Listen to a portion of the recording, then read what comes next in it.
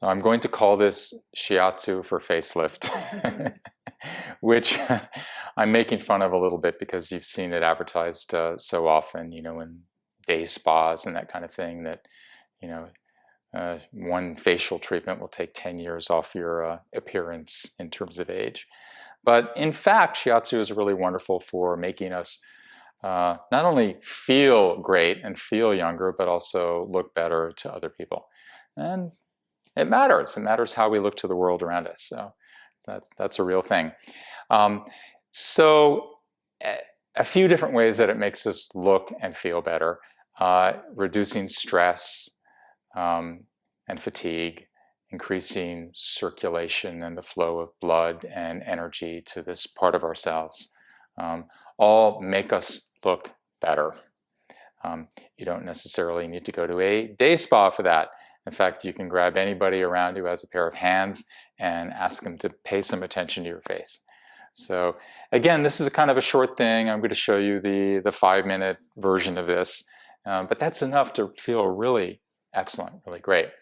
It often gets connected to doing something with the neck and the shoulders, and you can include that or not. I'll throw just a little bit in to kind of tease you with that, and then we'll get directly to Tara's face. Not that it needs any work, of course, Tara. So can I ask you to lie down, please?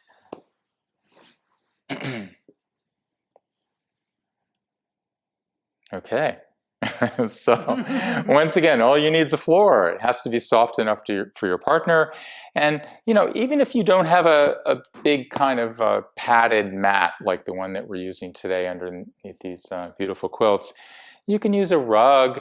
You can do it on a bed. You can, put a few pillows together to make something soft enough for your partner. Let's not be too fussy about this. One of the great things about Shiatsu is you can do it anywhere you have basically a horizontal surface. You can even do it on somewhat crooked surfaces and it still works. So keep it simple, use whatever you have. This is not a big deal to find a flat surface for your partner. So I'm going to come around and approach my partner in this position, and I'm just going to very briefly lean onto my partner's shoulders, and yeah, this already starts to help my partner relax, leaning into the arms and the shoulders. I might do one simple stretch with my partner's arms just to get her whole body involved here. Lean back, slight, subtle pulling on the entire spine all the way down to her toes. Put her arms down, a little bit of leaning into the shoulders. See shoulders move her head and her neck. Very easy way. Make a simple transition to her neck, just scooping the hair away from the back of her neck, and a couple of nice, easy, wave-like stretches with my partner's neck. Very simple. I'll do one more because it feels so good.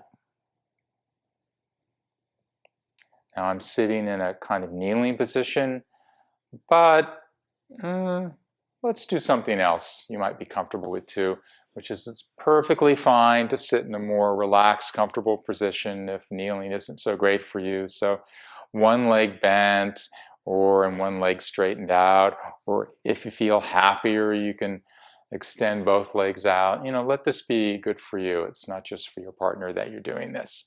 So we're going to be really casual and kind of at home and relaxed with what we're doing. And leaning back. And from the top of the neck, I'm going to slide up onto my partner's head and open my fingers up so that my index finger comes in front of my partner's ear, and just start to move the whole area. It feels so great to have your whole scalp moved, and that includes your ears. Most of us love to have our ears touched. It sends us into a very relaxed state. I myself cannot really stay awake when I'm getting my hair cut and somebody touches my ears. I start to pass out immediately. And then squeezing the earlobe and the edge of the ear between thumb and forefingers using your whole body to do this. Always keep yourself mobile and comfortable, and leaning, just kind of sliding the soft part of the ear between index finger and coming back, and very relaxing here. Good. And coming up and resting your palm heels on your partner's forehead, and just sliding your palm heels across your partner's forehead through the temple area, and bringing your thumbs to the inner edge of the eyebrow. And this is a great place to kind of hang out and hold for a minute. Lean back slightly. Great for eye tension, eye fatigue. Sometimes it's a good treatment for neck as well. And then sliding along the eyebrow out towards that temple area. Coming back to the center, a little bit higher, middle of the forehead. Using your whole body to gently slide your thumbs out again. And now coming up a little higher, closer to the hairline. Once again, sliding out through the temple area. Come all the way behind the ear, scoop, and come all the way back. Very relaxing. Bring thumb and forefinger to the eyebrow and just gently squeeze between thumb and forefinger, going out towards the temple area. We're often holding a lot of tension in our forehead and our eyebrows that we're completely unaware of. You look at people sometimes and you can see the lines formed in their faces from the fixed chronic expression that they hold in their faces. And sliding out again. And we're not sliding with a lot of force. We're not using any oils or creams. So your partner's face is probably not that slippery. And we don't want to kind of pull and stretch the skin. So stay light. Now we're going to come down with our thumbs to the area on either side of the nose, just under the cheekbone, and slide out towards the corner of the jaw, just over here. Okay. Often we hold a tremendous amount of tension in the corner of our jaw and those big muscles that clamp our mouths closed and keep us from saying things when we don't think we should. So very nice to relax the whole area, and reaching forward between thumb and forefinger, hold your partner's chin. Most of us are not even aware of the tension we hold in that area until somebody touches us. So it's a great way to relax. Coming out towards the corner of the jaw.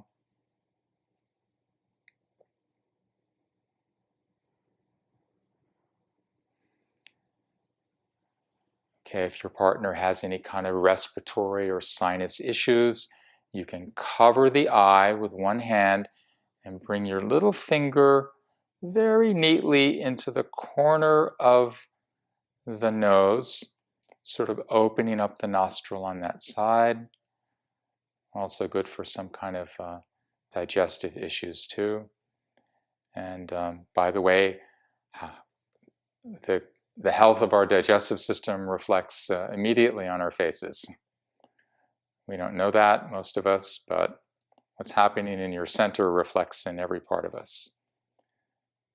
Good. And of course, then I would cover the other eye. This is to avoid the possibility of a finger going really into the eye. I'm using a kind of protective hand here.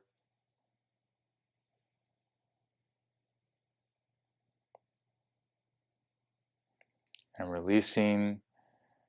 Of course, you're free to invent your own techniques as long as you don't sort of stop your partner from breathing or poke a finger in her eye. She's going to be fine with pretty much whatever you do. Good. To finish off, you might bring your fingers or your palms and rest them very gently on your partner's eyes. And you may feel your partner's eyes kind of jumping underneath your fingers or your palms. You'll know how much they're thinking or how active their minds are according to how their eyes are moving.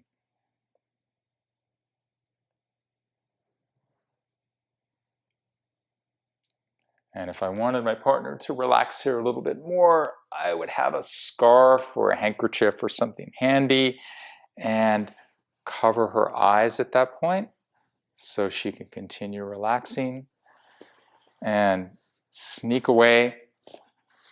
And hopefully she has a wonderful rest and her face looks 10 years younger when she gets up.